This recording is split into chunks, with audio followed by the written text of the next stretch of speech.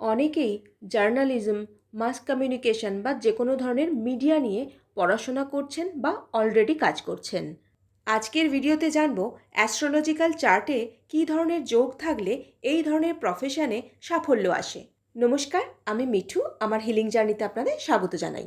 এই ব্যাপারে যে হাউসগুলি ভীষণ ইম্পর্ট্যান্ট রোল প্লে করে তার মধ্যে প্রথমেই হলো থার্ড হাউস, যেটা আমাদের কমিউনিকেশন এবং স্পিচ রিপ্রেজেন্ট করে। ফিফথ হাউস এডুকেশন এবং স্পিকিং এবিলিটি রিপ্রেজেন্ট করে। 10th হাউস হলো কেরিয়ার এবং প্রফেশনের কারক। ইম্পর্ট্যান্ট প্ল্যানেটগুলি হলো Mercury for writing and speaking, Mars for writing, Venus for visual media, Jupiter for knowledge, Rahu for presentation and appearance, Saturn for print media.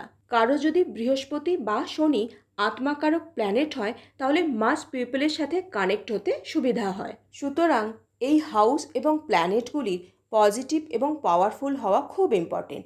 যদি এই বিষয়গুলি আপনারা নিজেরা ক্যালকুলেট করে নিতে পারেন তাহলে তো ওয়েল অ্যান্ড গুড।